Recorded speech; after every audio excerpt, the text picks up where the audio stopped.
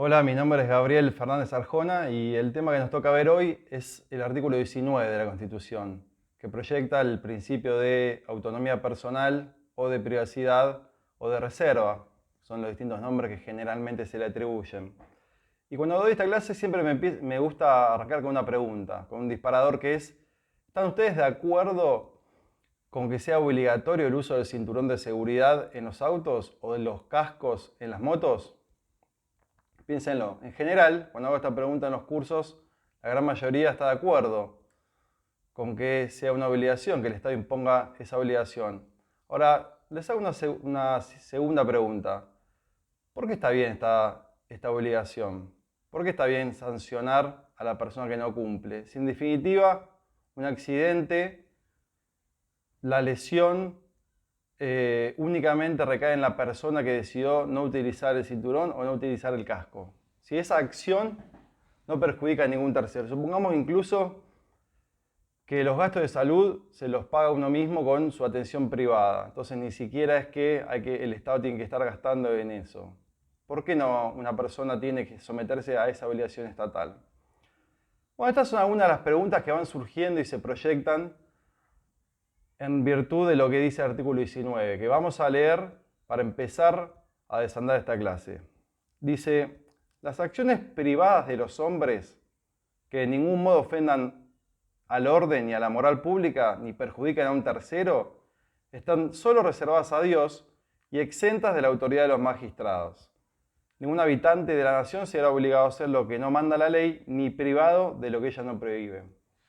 Bueno, este principio se inscribe filosófica e históricamente en lo que se llama el liberalismo político, ¿sí? Ese movimiento que surgió allá por el siglo XVIII-XIX como respuesta a los autoritarismos y a los totalitarismos monárquicos en Europa, fundamentalmente. Es un movimiento que hace foco en la persona humana, que lo pone en el centro del sistema político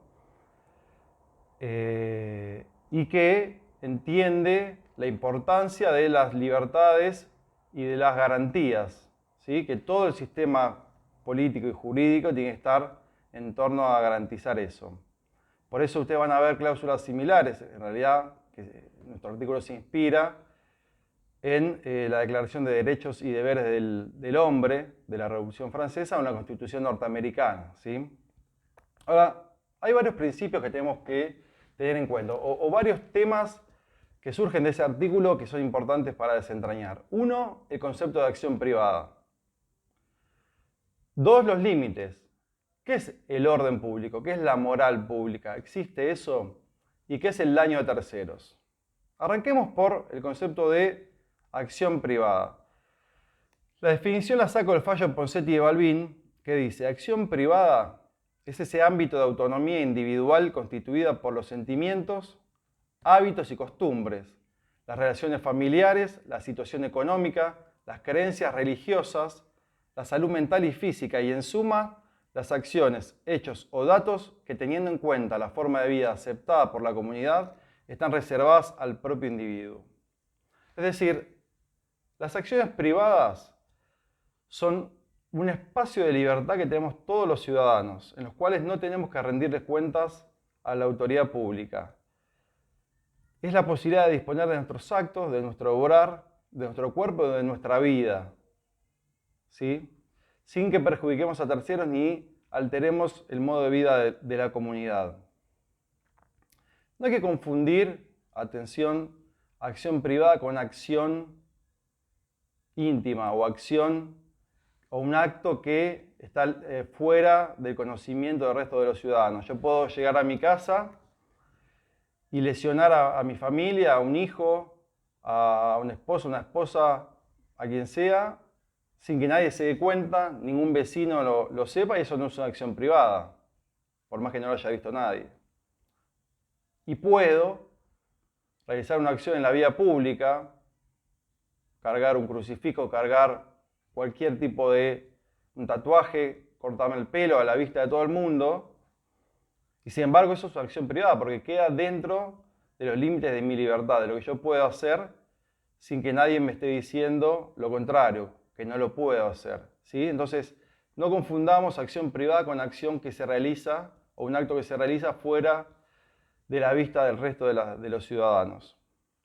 Este principio de acción privada consagra básicamente dos situaciones: la autonomía personal y el principio de no interferencia. La autonomía personal es esto que venimos diciendo. Cada ciudadano es dueño de su propio cuerpo, de su propia vida y de su propio plan de vida, con los límites que ya vamos a ver. Y el principio de no interferencia es el Estado, es decir, le está hablando al Estado. El Estado no puede intervenir en la vida de la gente, por lo cual hay dos principios o dos formas de actuar tradicionales del Estado que el artículo 19 descarta de plano. Uno es el paternalismo y otro es el perfeccionismo. ¿De qué se trata? El paternalismo, las medidas paternalistas justifican una prohibición o la represión de alguna conducta con el fin de proteger de ellas a quien las realiza. Es decir, te prohíbo que hagas esto porque te estoy cuidando de tu propia torpeza. Esta acción, sin que vos te des cuenta o sin que vos puedas evitarlo, te va a perjudicar a vos, por lo cual yo, Estado, te he prohibido que lo hagas. Eso es el paternalismo. Claramente el uso del cinturón o del casco es una medida paternalista. Y hay otras, cada vez menos, pero hay unas cuantas y muchas en el sistema jurídico, medidas de este corte. El Estado te dice: vos podés no usar el casco, pero no te estás dando cuenta del perjuicio que te estás causando. Por lo cual, ahí aplica una prohibición. Acá jugamos con un límite constitucional, hasta dónde el Estado puede tomar este tipo de medidas. Algunos lo aceptan más, otros menos. Un filósofo del derecho que se llamó Carlos Nino dice, él hablaba bastante en contra del paternalismo, pero decía que aceptaba algunas medidas paternalistas siempre y cuando ese paternalismo repercuta en un mayor grado de autonomía en la persona. Por lo cual, el uso, por ejemplo, del casco, del cinturón, evitando accidentes que a la persona puedan dañarlo severamente la salud, él las podía aceptar diciendo, bueno, esto le consagra o le favorece una autonomía futura. Si yo restrinjo un poco mi libertad en pos de una autonomía futura. Pero hay un cierto límite en lo que el Estado puede hacer. Otro principio que estaría prohibido, otro tipo de medidas, son las perfeccionistas, en la cual se entiende que hay una moral universalmente válida que tiene que ser preservada y protegida por el Estado. Justifica algunas prohibiciones en la búsqueda de la perfección moral del individuo que las realiza. Es decir, fijarle un estatus comunitario, universal, de perfección moral o de acciones que son deseables que se hagan, es decir, una ética bajada desde el Estado y no creada por los individuos. Una ética que el Estado cree que los individuos tienen que aceptarla sin posibilidad de acción en contrario. Ahora, ¿cuáles son los límites? Veníamos hablando un poco de el concepto del artículo, de dónde se inscribe filosófica históricamente, de la definición de acciones privadas, de este ámbito de reserva personal, de la prohibición de medidas paternalistas o perfeccionistas. Ahora, ¿cuáles son los límites? El artículo los establece claramente: el orden público, la moral pública o el daño a terceros. Los primeros dos no son fáciles de definir, qué es el orden público o qué es la moral pública. Ahora, el orden público, por ejemplo, es la forma de vida que lleva la comunidad, es el orden que tiene la sociedad, son las acciones de interés público que justificarían, por ejemplo, la obligación de usar un casco o de usar el cinturón. Es decir, alteraría el orden de la sociedad tener una masa, un universo de personas que permanentemente tienen accidentes de tránsito y que dañan su salud, y por lo cual puede llegar a tener un universo grande de ciudadanos que con dificultades de salud por el hecho único de no haberse cuidado, no haberse protegido en el manejo con el tránsito, por lo cual esas serían, por ejemplo, algunas acciones que permitirían o que estarían permitidas también en función de respetar un cierto orden dentro de la sociedad. La moral pública no es fácil de definir, es cambiante, no es la misma que es ahora que era antes, Y no se trata de una moral individual, porque por supuesto cada uno en base a sus creencias, a su ideología, a la forma en que fue criado o la forma que fue de pensar que tiene hoy en día, va a pensar que ciertas acciones son mejores que otras. Eso es, digamos, inevitable. Cada uno tiene la ideología y el pensamiento que quiera tener y está perfecto. Ahora, hay una cierta moral comunitaria, hay unas ciertas creencias, ciertos principios en los que la comunidad medianamente acuerda. Eso nos convierte en una nación, en la posibilidad de tener ciertos principios o ideas en común.